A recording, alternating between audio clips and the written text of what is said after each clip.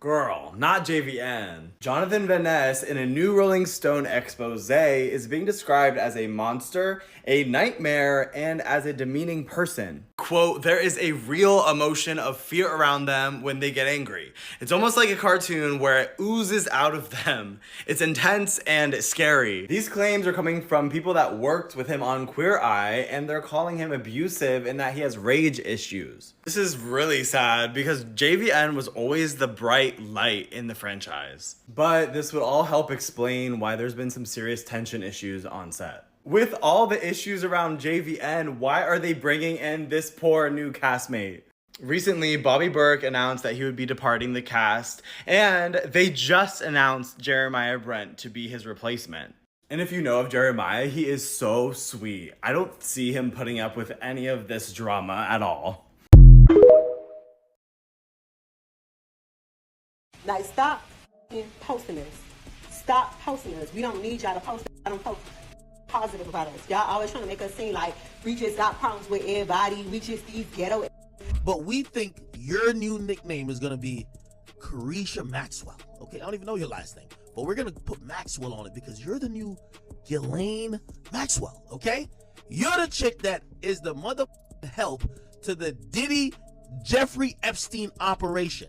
When people first called out that this arrangement between Diddy and Young Miami was strange, some of y'all were stuck on romanticizing it. Y'all said she's just having fun and spending his money. And now here we are in the year 2024 with Young Miami being named in the latest assault allegations and lawsuit against Diddy. Well, this TikTok user definitely has a point because a lot of fans were romanticizing Young Miami and Diddy's relationship when PPL brought up obvious red flags. But now, chickens have come home to roost, and it turns out those red flags were pointing to something even more sinister than anyone could have imagined. People are now saying that Young Miami was to Diddy what Ghislaine Maxwell was to Jeffrey Epstein, and well, we all know how that ended. A judge has sentenced former British socialite Ghislaine Maxwell to 20 years in prison. A federal jury convicted Maxwell in December for helping her longtime associate Jeffrey Epstein recruit teenage girls. Rumors about Young Miami being on Diddy's payroll and allegedly helping him recruit unsuspecting young women and men for his FO parties have been swirling for a while. However, the speculations reached a boiling point after Diddy's ex-girlfriend Cassie brought light to Diddy's nefarious deeds in her lawsuit filed in November 2023. Cassie dated Diddy for 11 years, and back then, no one really suspected anything sinister was going on. However, Cassie's bombshell lawsuit revealed that almost the entire time she dated Diddy, she was being pressured to do unspeakable things. So of course, fans immediately raised concern about Young Miami, who started dating Diddy sometime in 2021. The fans were urging her to learn from Cassie and get as far away from Diddy as possible. However, Young Miami's reaction to Cassie's revelations was extremely bizarre, and it appeared that she continued seeing Diddy on the low. This is when people started speculating that Young Miami is not an innocent victim, but could be a potential accomplice in Diddy's alleged crimes. Fast forward to February 2024, and that's exactly what Young Miami is being accused of in the new lawsuit filed against Diddy by his former producer, Rodney Lil Rod Jones. Jones alleges that Young Miami helped Diddy lure young people into situations they didn't consent to, and this led some public figures like DJ Academics to proclaim that Young Miami is Diddy's Ghislaine Maxwell. And while Young Miami was initially defiant, clapping back at fans who were mentioning Diddy in her comments, it looks like she's now panicking big time because some of the stuff described in this lawsuit is actually diabolical and could potentially lead to serious legal trouble for Young Miami. But is there any evidence that Young Miami was working as Diddy's Ghislaine Maxwell? And how will she defend herself if these allegations lead to charges? Let's break it down. Just get on my nerves. Y'all know exactly what the y'all trying to do. Stop trying to play with us. Stop playing with us. People are all over the map with their reactions to the most recent lawsuit hitting Diddy, and this round, it's a former male employee dropping some serious bombshells, alleging that Diddy lured him to a lifestyle of wild parties fueled by substances and involving young individuals. The claims extend to some rather disturbing allegations, even dragging in names like Cuba Gooding Jr., Diddy's oldest son Justin Combs, and Young Miami's cousin. Now, the online world didn't waste a beat, quickly dubbing Young Miami as Diddy's Ghislaine Maxwell in reference to the controversial associate of Jeffrey Epstein. This sparked a frenzy of discussions, with fans highlighting numerous red flags in Young Miami's past relationship with Diddy. But let's go over some context first before we move on to the details of this new lawsuit. So no one really knows the scoop on how and when exactly Young Miami and Diddy first connected, but considering they're both into music, it's kind of assumed they bumped into each other at some industry event. Even before they spilled the beans about being a couple, gossip about a possible romance was already making the rounds. Come the summer of 2021, the media was buzzing with speculations. City Girls was on her Insta story getting some Diddy love. Now, she was sitting on his lap and drinking from a bottle of his De Leon tequila. Now, Diddy is 50 51. No, Young Miami is 27. The rumors sparked off back in June when they were spotted together at a party, but it seems to confirm that there is definitely some things going on. However, Diddy and Young Miami, whose real name is Karesha Romeka Brownlee, kept tight-lipped about their romance for months, even though they were spotted out and about together throughout late 2021 and early 2022. Even after plenty of time passed from the initial rumors, Diddy and Young Miami kept dodging the curious questions, adding more fuel to the public speculation. But then everything shifted in June 2022 when the couple decided to spill the beans during the first episode of Young Miami's Revolt podcast, Karesha Please. When Young Miami popped the question, "What are we?" on the episode, Diddy casually responded, "We're dating." However, he also made sure to add he's officially single. What's your relationship status? You Mr. Act Bad? I'm single, you know. I'm single. I'm dating. I'm just taking my time with life. So we is. We date. We dating. We go have dates. We friends. Okay. We go to exotic locations. We have great times. Mm. We go to strip clubs. I'm gonna take you to church.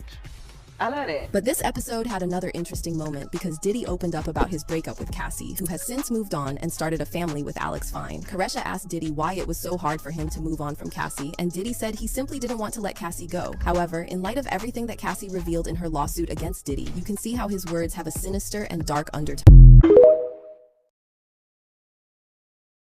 We got an announcement to make. PSA. Everybody's been asking me to cover the Risa Tisa Who the Fuck Did I Marry series, okay? Well, we did, but we got season 2, okay? And so without further ado, I want to introduce you to Asian's first family. Latoya, his ex-wife, first wife, before Risa Tisa got into business. Okay, she spent more years with Legion than Risa Tisa. Okay? We're talking about Risa Tisa 1 year to how many years you were with Legion on and off? 5. This is her baby girl, Ari. Okay? He was stepdaddy to her. And this is his stepson, Tay. Okay? So we got the full original story. Look, we have to go to the root. And so when I tell you, I'm actually disappointed in Risa Tisa.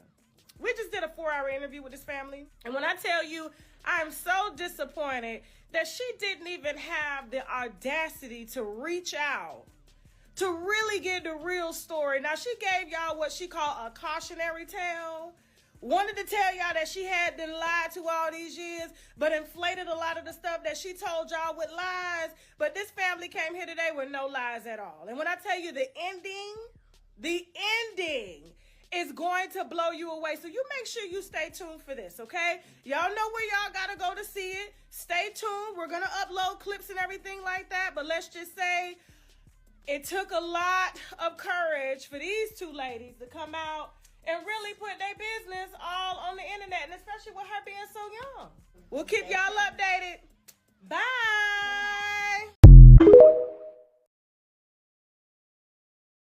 My exact finance is not your business. She knew for a fact I had money because, again, I bought dinner, I did everything. Because I heard in the story where she said that we quarantined together during the pandemic. And I need to clear that up. Was the Chase loan, the approval of the $700,000, was that a real thing? I never went to my bank and needed to get approved for a loan. Getting up every morning, talking to your brother, who was on the phone? Was the proof of funds ever a issue? To the 2 accounts I let her know about, I had 5 altogether, but she had access to them. She was able to go to the bank, buy what she wanted when she wanted to buy it. Excruciating pain. She did admit to me that when she was pregnant, that was the other gentleman's kid, not mine. It were all signs, but I ignored them because she was my wife, and I'm just saying she's trying to work hard. You start taking care of somebody who don't appreciate it, and then you end up with a Risa Tisa. This was a fucking crazy ride. I told her the truth. But I truly had no idea who the fuck I married. Okay, this is such shameless gossip, you guys, but I had to come on here after watching this video on Instagram. So this morning, Tan France released his response about what's been going on with all of the rumors on Queer Eye. And it's a very nice, like very quick video. But the thing that interested me the most is like the first thing that he says, my former colleague getting fired is not the reason that my friend got the job. Basically, he's coming to his own defense about claims that have been said that that Bobby Burke got, you know, pushed out of the show so that Tan could install his friend for interior design. And I fully believe that it was not Tan's fault, this entire thing. Like, I fully believe that did happen. Because they do casting, they do, like, a single referral from another person on the show is definitely not going to be enough for them to make a casting choice like that. But I thought it was super interesting that he said that my former colleague got fired. Like, obviously he's talking about Bobby. There isn't anybody else that this could be about. But Bobby has been saying time after time after time that, like, he left the show. He left the show amicably. And it just, like, further clouds the waters of, like, what's going on. Now this is becoming a huge thing, right? This is becoming huge drama. I'm linking the other video that I did on this about the article that was in Rolling Stone. But what do we think about this? I had to talk to the girlies. Tell me, girlies, what do we think about this? You gonna hate me for this one. Oh. Jay-Z, Pharrell, Diddy. Damn, Usher! Club Shay Shay's podcast is turning into this go-to spot for artists spilling the tea, and Usher just spilled a whole pot. He dished on the supposed shady stuff about Jay-Z and Diddy, spilling the survival secrets. But hold up, he didn't stop there. Apparently, there's an even bigger mystery than Jay-Z and Diddy, and he's pointing fingers at none other than Queen Bey herself, Beyonce. Yeah, Usher went there, talking about some next-level enigma with Mrs. Carter. A bit of a reckless thing for me because I think some of the actions that I'd taken, some of the decisions that I'd made began to sabotage me. And it may have been personal sabotage because I just wanted some idea. This week, Usher spilled some behind-the-scenes beans on Club Shay Shay, the podcast hosted by the former football champ, Shannon Sharpe. Sharpe went in with the tough questions, asking Usher if he ever passed up on a collaboration, and later regretted it. Usher's response? Hold on to your hat. You gonna hate me for this one, he said. Jay-Z, Pharrell, Diddy, and me were supposed to be a group. Yeah, that's crazy. I didn't say no. I didn't say yeah. I think that we just got caught up. We all got caught up in the moment. We were talking about it and having secret meetings about it. Usher went on to share more on the what could have been saga. We were talking about music and how we were gonna flip it and the business side of things. Somehow we just got distracted and it never happened. That's one that I actually wish would have happened. While Usher has collaborated individually with Diddy, Jay-Z, and Pharrell, the epic foursome never joined forces to drop a track together. Back in 2002, Usher teamed up with Diddy on the chart-topping Billboard single I Need a Girl Part 1. The collaboration continued as Usher joined the Bad Boy Records founder on Better on the Other Side, a heartfelt tribute to the late Michael Jackson. Fast forward a few years, and Usher found himself in the studio with both Jay-Z and Beyonce for his fourth studio album, Here I Stand. Jay-Z dropped a verse on Best Thing, while Beyonce lent her vocals to the remix of Love in This Club. And let's not forget Usher's 2012 Lookin' For Myself album, where Pharrell jumped on the track Twisted. Absolutely, Pharrell and Jay-Z have both dipped their toes into the supergroup scene. Pharrell joined forces with Lupe Fiasco and Kanye West to create Child Rebel Soldier back in the 2000s. Meanwhile, Jay-Z had his stint in the New York-based Collective Murder Inc., alongside J. Rule and DMX. However, maybe that's when Usher was exposed to the real face of Beyonce. Usher shared a charming anecdote about meeting Beyonce back in the day when she was part of the girl group, The Dolls. Managed by Daryl Simmons, a producer and songwriter who collaborated with Usher, The Dolls visited Atlanta for the first time. Usher, being the responsible teenager, was asked to look after them. I think I looked over them while they were doing something in the house. I had to watch over because I was like the authority because I guess I was the teenager at the time, Usher explained. He clarified that he wasn't a nanny or a manny, but more of a chaperone, ensuring they stayed out of trouble. Reflecting on those early days, Usher admitted he didn't foresee Beyonce's global stardom, but he noticed her unique talent and brightness. He expressed genuine excitement for her incredible success, describing it as really great for my sister, to see that she's done so amazing and continue to thrive and just get bigger and better.